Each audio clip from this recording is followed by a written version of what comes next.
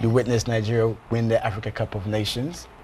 Yes, I actually wasn't there for that win, match, but I was there for some of the matches, and it was just incredible seeing these boys. I have a lot of respect for Keshi. I remember that the first time actually I saw him was when he was coaching the Togo team, and they came to Sierra Leone for one of the qualifiers, and how he's just groomed and nurtured the Nigerian side is just remarkable. It's only right that we talk about, you know, the Sierra Leonean FA and the fantastic fit of you being the president of the FA. Yeah. Tell us a little bit about, I know the first. Now, tell us, you've just come from meeting Sepp Blatter, the FIFA president. Just tell us a little bit about that. Well, he invited me to go and visit his home, to visit the FIFA office, and because I am the second female in the world to be the president of the FA, for them also it's another big huge step. For Blatter, this whole thing about female football and female football growth is his baby, and it's a big thing. So I guess he wanted to show me off a little bit. That's what it was. But yes, he wanted for me to visit the home of FIFA, get to meet the big players, if you like, especially those in charge of Africa, because Africa is also another big focus for Sepp Blatter, for FIFA. They really want to see that Africa is able to stand on its feet football-wise. So it was interesting. It was awesome, really, and I got to meet Usain Bolt as well. Yeah, because I know he was there at the same time. At that time. Absolutely. So it was great. Now, being the first female FA president of Sierra Leone, you must have had some challenges. What was some of the challenges that you faced? Huge challenge. I think it is a fact that people in Africa especially, they're still not ready to accept women in lead roles. Wow. And football is, say what you may, still very much a male-dominated sport. It is very much so. So it's one thing to be playing football, female football. It's another thing to own a football club, as I own a Premier League club. It's all right for these things to happen. That, you know, they struggle with that, but to head and to lead the football in a nation, that they were not prepared for, I don't think. Even though our FA needed a lot of transformation, and they thought, you know, let's have somebody new, let's do something different.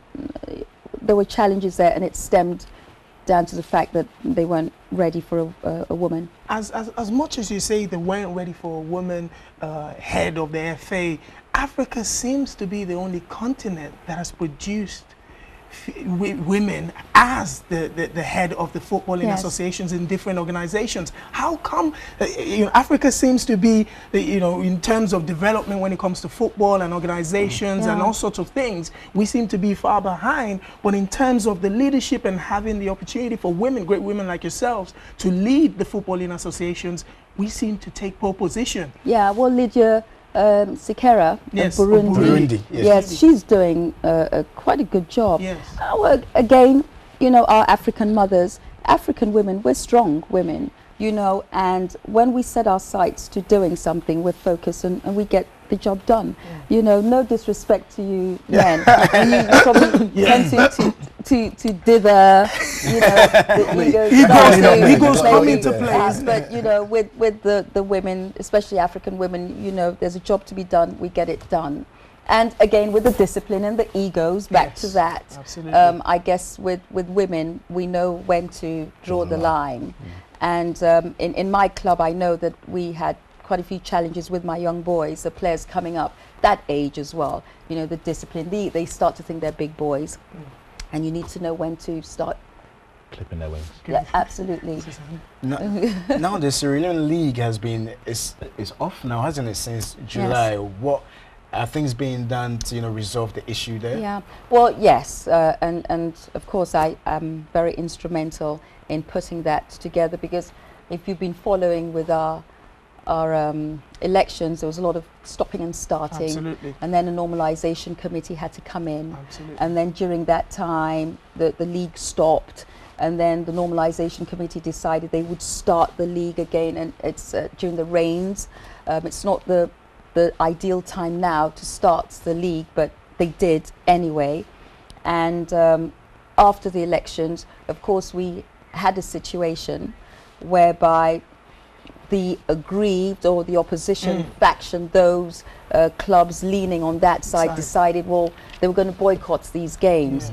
Well, you know, it's unacceptable, but it's understandable. So it's a crisis, damage control situation. At the end of the day, as we all know, the love of football prevails. You know, you don't have to like Isha Johansen per se, but you will love the football. You would love the game. And so you spoke about the fact that you're trying to, I read an article actually, the fact that you're trying to bring everybody together now. It's about Sierra Leonean football, Sierra Leonean FA. Let's develop this, you know, this football in this country.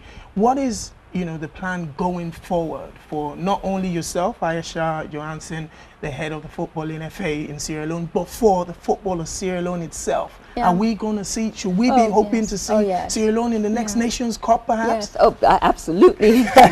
For sure, that is the plan. Like I said, one thing is for sure, it's about the football, and not just Sierra Leone, but for the whole of Africa. I think football is like a second religion, is it not? I mean, Sierra Leoneans, we worship our football. So where there is peace, there's stability. With stability, there's growth. So this is a process that we're at now, bringing the peace, and we say now we look ahead. For me, I got into football with youth football development, and my legacy would be to make sure that youth football grows to a level. The grassroots, and so that is what the focus will be at. The focus will also be our home-based teams. Looking at that, again, we've got a few good professional boys out there, but we're looking at focusing on our grassroots, our home-based team, and the youth and female football. So I think that you guys will be reading a lot about Sierra Leone football in terms of where we're going and what we're trying to achieve.